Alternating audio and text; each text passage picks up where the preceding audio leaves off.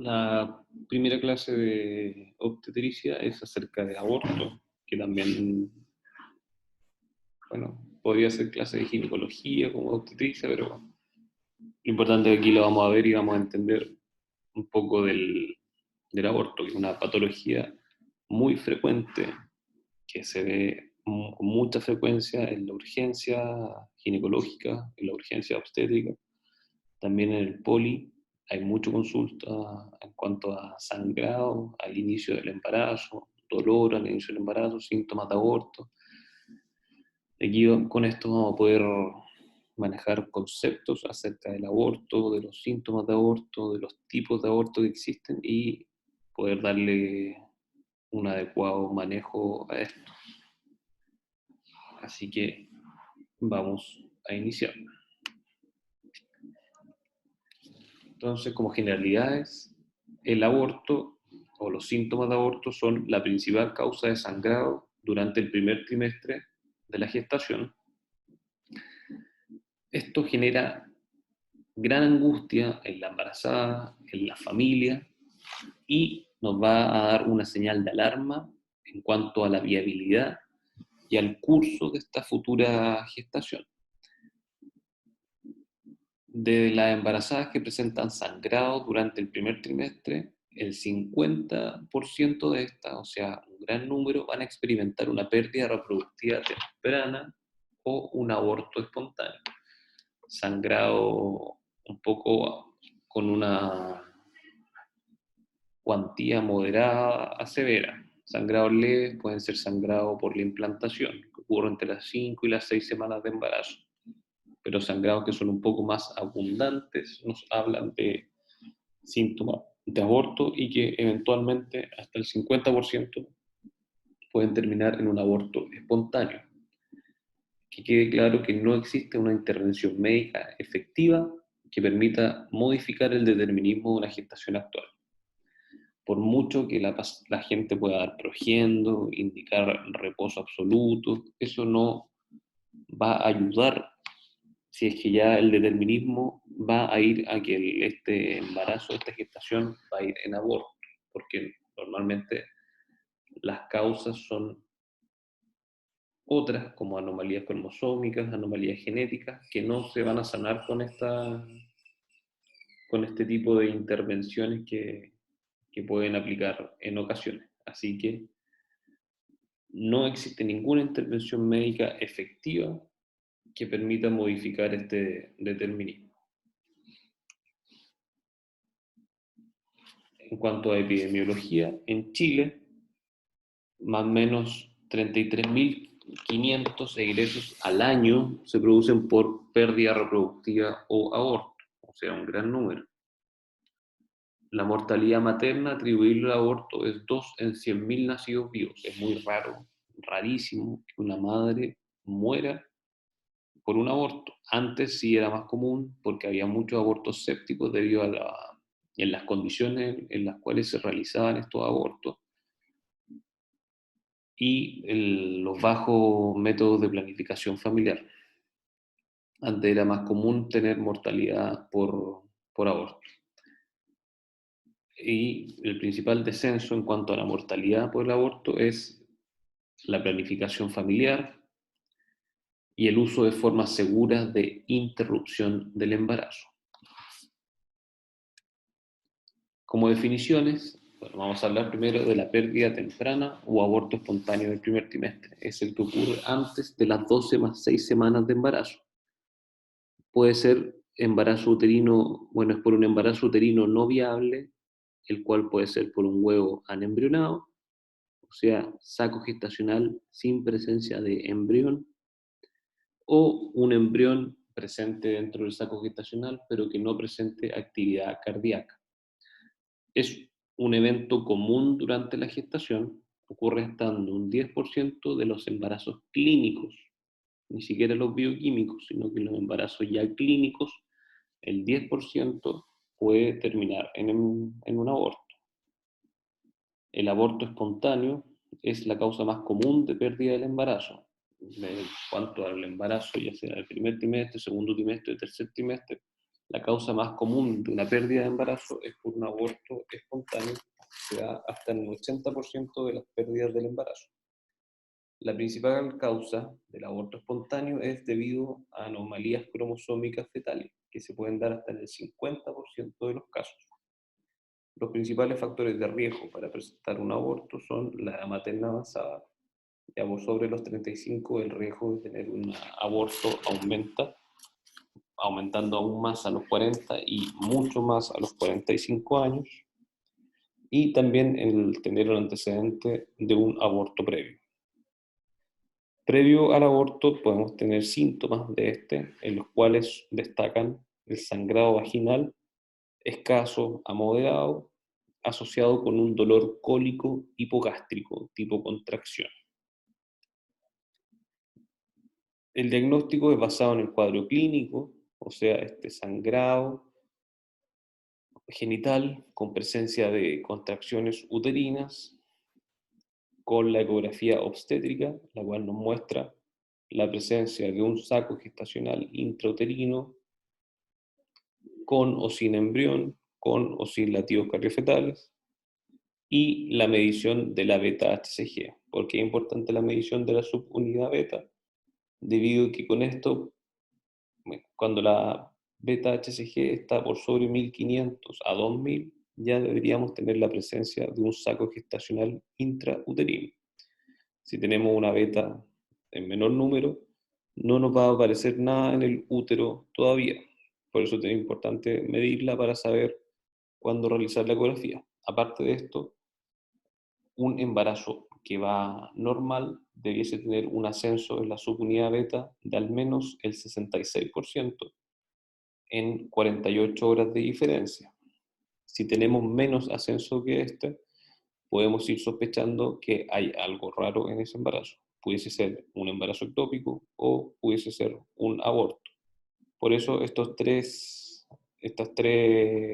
entidades, ya sea el cuadro clínico, la ecografía obstétrica y la medición de la beta-HCG, nos van a ir ayudando a discriminar entre un embarazo normal o un embarazo que viene con alguna falla, ya sea por donde se implanta este, como un embarazo ectópico, o si es que no tiene el crecimiento adecuado y puede terminar en un aborto de primer trimestre. Como diagnósticos diferenciales tenemos el embarazo ectópico y el embarazo molar. Y el ultrasonido nos ayuda con la confirmación del embarazo intrauterino y también la viabilidad fetal, que en este caso va a ser observar la presencia de latidos cardiofetales. Las pérdidas gestacionales tardías no variables o aborto de segundo trimestre son las pérdidas que ocurren en el segundo trimestre de la gestación, o sea, entre las 3 y antes de alcanzar la viabilidad fetal, que son las 22 semanas. Son pérdidas que son menos comunes que las pérdidas del primer trimestre y se deben casi a las mismas causas, y aquí también entra a jugar la insuficiencia cervical.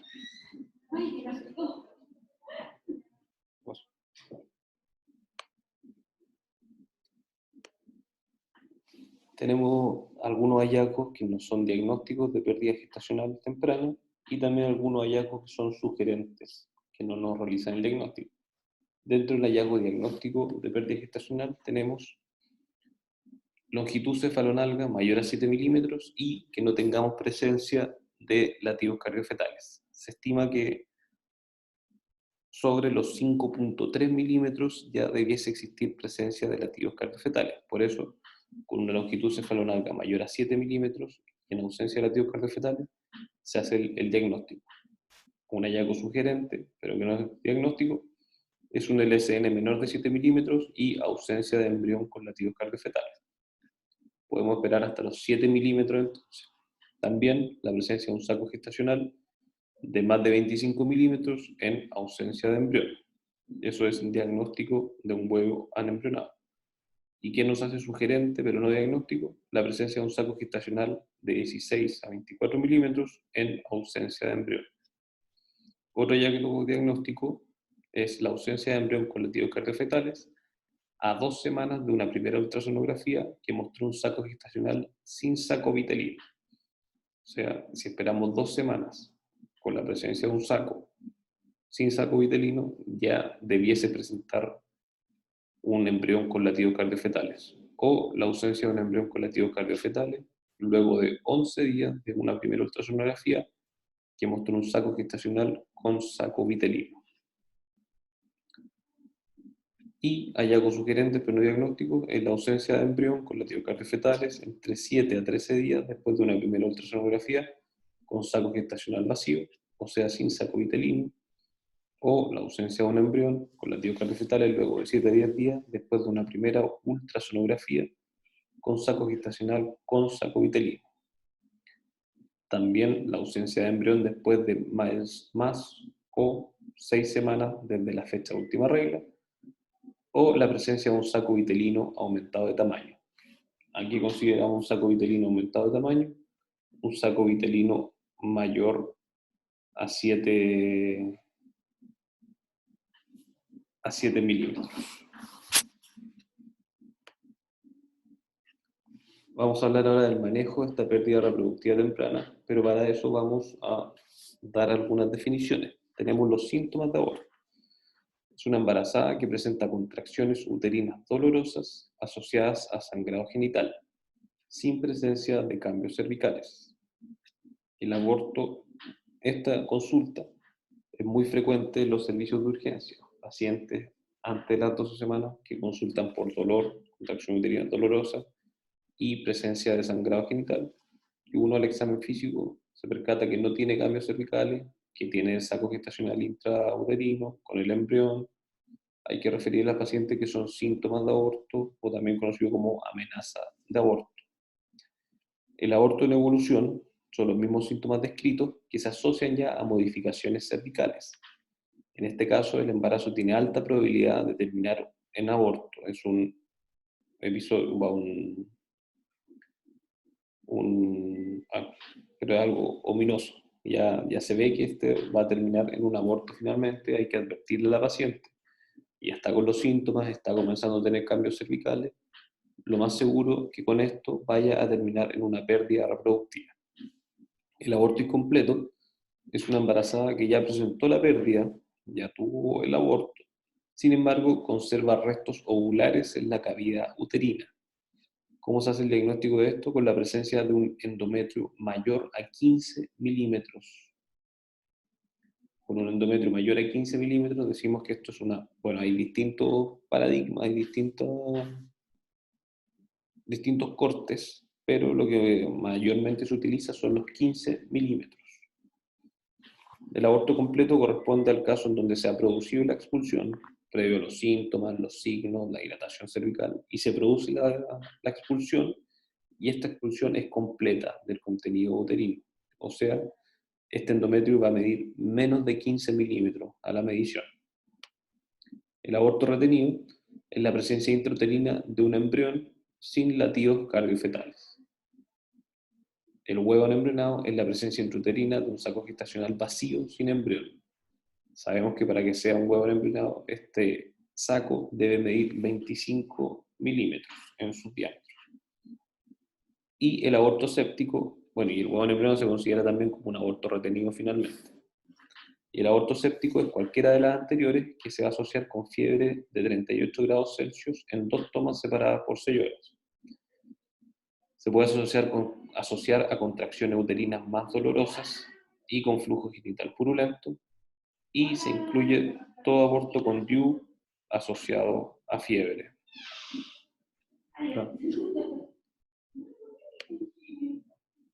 Manejo del aborto. Tenemos 3 tipos de manejo: conducta expectante, tenemos el manejo médico y el manejo quirúrgico. ¿En quién podemos dar conducta expectante? Una paciente asintomática con un embarazo menor a 12 semanas, quien acepta completar este proceso de manera natural o espontánea. Debemos decir que esto es una alternativa segura y permite lograr un aborto espontáneo completo hasta en el 80% de los casos, cuando se espera hasta 8 semanas. va a depender de los protocolos de cada lugar. Por ejemplo, en el Hospital de Talca esperamos hasta 4 semanas para que se inicie solo el trabajo de aborto. Si es que no, se realiza una inducción del aborto o manejo médico. No se recomiendan embarazos mayores de 12 semanas por el riesgo de un sangrado abundante. Tenemos que instruir a la paciente acerca de los síntomas que va a experimentar al momento de iniciar el trabajo de aborto, como lo son el dolor cólico hipogástrico y la presencia de sangrado genital. También tenemos que hablar a la paciente acerca de las medidas que puede tomar, como lo son el uso de analgésicos y antiinflamatorios, y el momento en el cual va a requerir atención médica. Y en estas pacientes se requiere realizar seguimiento con beta-HCG hasta la negativización. Eso es lo que se espera. Realmente no siempre se realiza.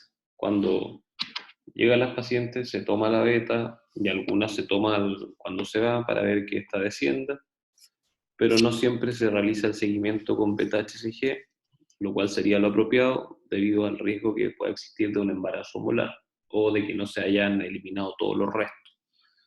Así que sería lo ideal poder realizar un seguimiento con beta-HCG hasta la negativización, pero eso no está muy protocolizado.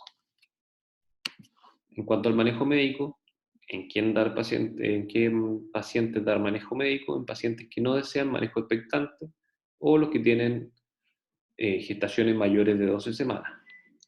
¿Cómo se realiza este manejo médico? El fármaco de elección es el uso del misoprostol. El misoprostol es un análogo de prostaglandina E1, el cual se puede usar por distintas vías de administración, ya sea vaginal, oral o sublingual. El manejo de esto, existen distintos protocolos con distintas dosis y distintas vías de administración. Lo que estamos usando en el Hospital de Talca son 800 microgramos de misoprostol por vía vaginal, o sea, 4 pastillas, y reevaluar a las 4 horas para ver cómo están las condiciones cervicales. Si es que no tiene condiciones cervicales adecuadas para poder realizar este procedimiento, se da una nueva dosis de misoprostol, también 800 microgramos, y evaluar nuevamente en 4 horas posterior. Ahí hay que ir viendo cómo evoluciona esto. Posterior a que se produzca el aborto, hay que ver si es que el aborto es completo o incompleto, y si es incompleto, hay que realizar manejo instrumental con un legrado uterino. Posteriormente también hay que hacer seguimiento con beta-HCG hasta la negativización, que es lo que uno espera, es lo que espera que se realice, pero no siempre se realiza. Y el manejo quirúrgico es la mejor alternativa para pacientes con aborto incompleto. También es una opción para pacientes asintomáticas que no desean manejo médico ni expectante, pero saber que hay que realizarlo, ojalá, con el uso de manejo médico primero para mejorar las condiciones cervicales y evitar que el útero se pueda romper con el procedimiento, o también tener lesiones cervicales debido a la no dilatación del cuello uterino.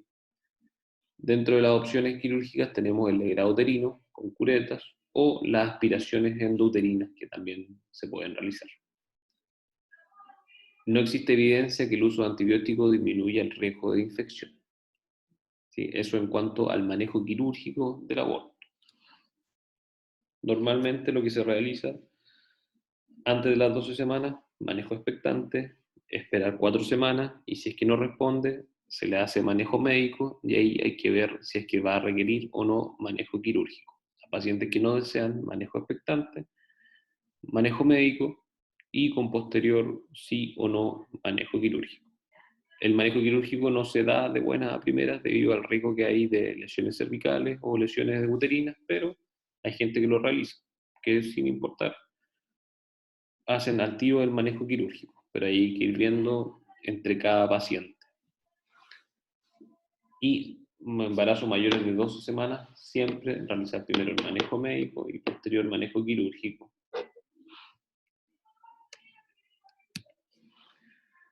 ¿Qué abortos tienen indicación de hospitalización?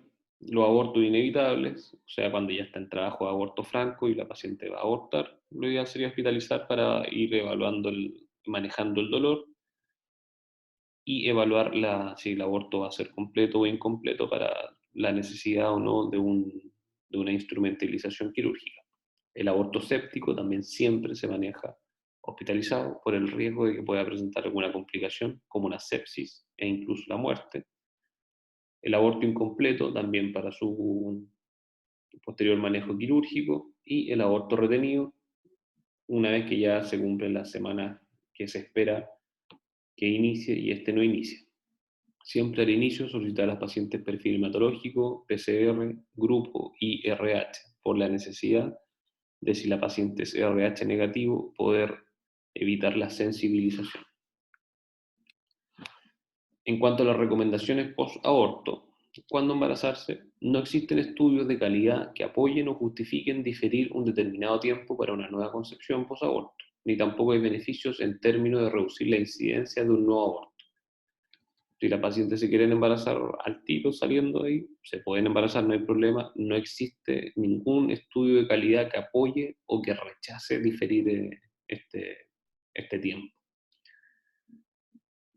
Si desea planificación familiar o ACO, puede iniciarse de inmediato post-aborto. No existe contraindicación para el uso de anticonceptivos orales, ni tampoco para la instalación o uso de un dispositivo intrauterino, ni tampoco existe mayor riesgo de expulsión de este. El riesgo de expulsión es igual que una paciente que no ha tenido un aborto, que es de un 2 a un 5%. ¿Cuándo debe administrarse la profilaxis anti-RH? En toda mujer RH negativa no sensibilizada. Toda mujer RH negativa hay que estar atento porque va a necesitar la profilaxis, que no siempre se realiza, así que hay que estar atento a pedir el grupo RH. La dosis ideal es de 50 microgramos, pero normalmente no vamos a encontrar esas dosis, sino que vamos a encontrar las dosis que se ocupan en los embarazos, que es de 300 microgramos. Y debemos o no solicitar estudio etológico. El estudio etológico se solicita posterior a un segundo episodio de aborto. ¿Y cuáles son las alteraciones más frecuentes que encontramos en estas pacientes con abortos recurrentes? Son alteraciones embrionarias, como alteraciones cromosómicas, genéticas, alteraciones placentarias, como son las trombofilias, alteraciones inmunes o endocrinas, y estructurales o funcionales, como son las malformaciones uterinas, las disfunciones cervicales y también el síndrome de Asherman. Eso en cuanto al aborto. Entonces, es una clase corta, bien concisa, por lo que tienen que saber. Es una consulta que, si usted trabaja en una urgencia ginecológica, va a llegar harto. Siempre llegan pacientes durante las primeras etapas del embarazo con sangrados, con dolor hipogástrico, y ahí tenemos que ir discriminando cómo vamos a ir viendo a estas pacientes. Siempre realizar ecografía obstétrica, el seguimiento con la subunidad beta e ir viendo el cuadro clínico de las pacientes para ir viendo hacia dónde va esto. Conocer los distintos manejos que existen y en quiénes están planteados. Saber también que existe un sangrado durante las 5 o 6 semanas, que es un sangrado por implantación, que es un sangrado leve, autolimitado. En cambio, los sangrados que son de aborto son sangrados que son más abundantes, que se repiten en varios episodios y que se asocia con este dolor tipo contracción, que es un dolor cólico. Así que saber y conocer bien los síntomas y una vez que ya se hace el diagnóstico, saber cómo podemos realizar el diagnóstico, cuándo un embrión tiene que tener latidos cardiofetales, cuándo un saco gestacional ya tiene que presentar presencia de embrión, cuántos son los tiempos que podemos esperar para ir viendo. Eso son lo que tienen que saber para conocer cuándo se diagnostica en realidad un aborto y cuándo todavía podemos ir esperando para poder realizar un diagnóstico o para que aparezca este embrión. Así que eso, saludos.